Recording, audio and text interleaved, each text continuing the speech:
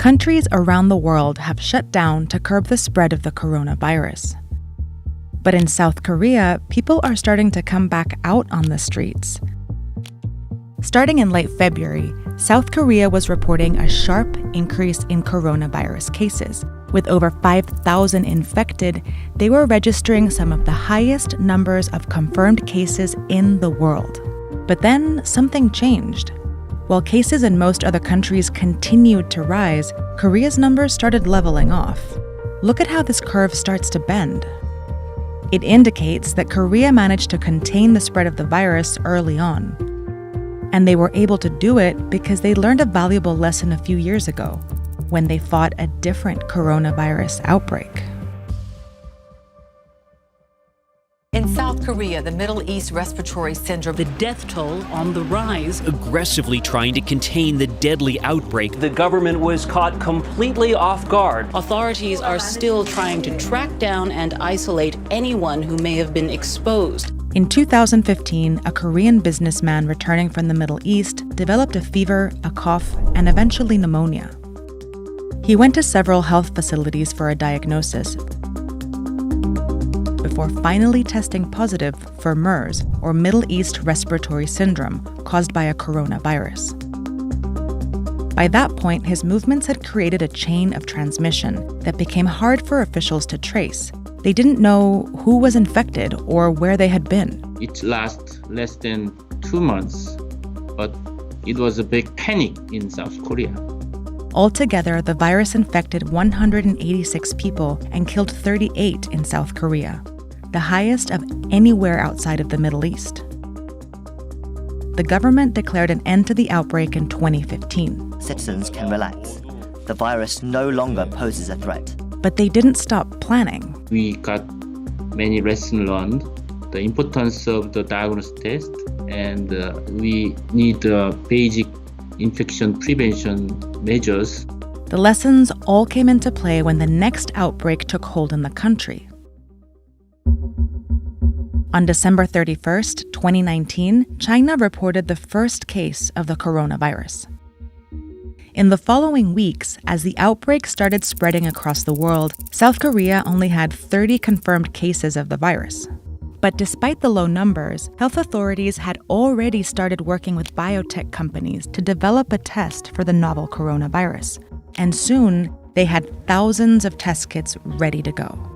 Lesson learned from MERS outbreak in 2015. First one is the diagnosis test is very essential. We developed a lot of diagnosis tests and distribute in every hospital. They prepared for the worst, and the worst quickly followed. By late February, the total number of coronavirus cases rose dramatically, crossing 3,000. This made South Korea's outbreak the largest outside of mainland China. And it all started here, in Daegu, where a woman went to the hospital with a fever.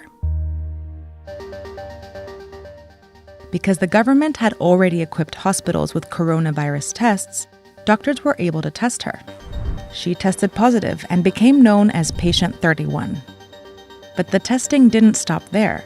While she was sick, Patient 31 had gone to a megachurch where she sat with a congregation of hundreds for more than an hour. So they traced her movements, identified people she had come into contact with, and then tested those people as well, whether they showed symptoms or not.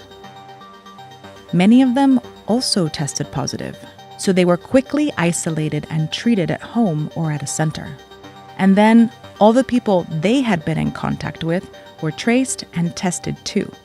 This is called contact tracing. It's an approach that allowed Korea to test over 9,000 people who had been in contact with someone who had tested positive. After Daegu, Korea ramped up testing around the country. Private and national healthcare systems joined forces to set up a mostly free testing effort that includes more than 600 locations that screen as many as 20,000 people per day. Through this system, when anyone tests positive, the government is able to test and trace their contacts to continue to break the transmission chains of the coronavirus on a large scale. But that's just the human-to-human transmission. The infected person may have moved through the city, touching subway poles and door handles. and South Korea had prepared for this too. After the MERS outbreak, when they weren't able to trace the movements of the virus, Korea changed the law, allowing the government to collect a patient's data and security footage during an outbreak. All their steps are logged and then shared to alert people to stay away from the path of infection. If there is some confirmed case found near my office, they message via smartphone, there is a confirmed case near your place. He moved some place to another place. Be cautious. Websites and private apps compile that information, allowing everyone to see if a person with a confirmed case of coronavirus went to a pharmacy or the hospital or anywhere else. And they'll know how recently they went too. It's a means of checking the possibility of infection. Citizens are checking the coronavirus locations and are avoiding going to these areas. This information lets people know if they've crossed paths with an infected person, so they can go get tested for the virus. And contact tracing starts all over again. Tracing people's every move can be controversial, but many in South Korea prioritize public health over privacy in an outbreak. 남에게 전염시켜줄 수 있다는 그런 특성 때문에 개인의 인권보다는 공익적인 그런 요인에 대한 걸 많이 강조하는 그런 경향이 있는 건 사실입니다. As a result, South Korea was able to test hundreds of thousands of people, more than any other country at the time. And this made it easier for authorities to see the virus, to see where it's located and where it may be lurking. This ability to find and treat infected people has allowed Korea to avoid aggressive lockdowns.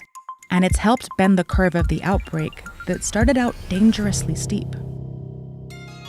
For now, Korea has turned a corner, but they continue to be prepared. We are very cautious to prevent the second wave. Every day is the kind of state of war. It's that kind of vigilance that has set Korea apart in the coronavirus pandemic. But it wasn't the only place to test people aggressively.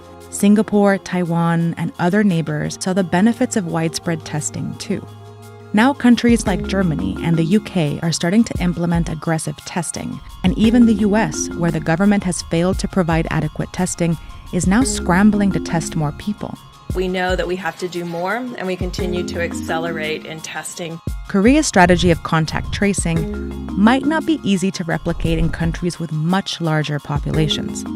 But the country's success with widespread testing still offers a way out for most countries that are stuck in lockdowns.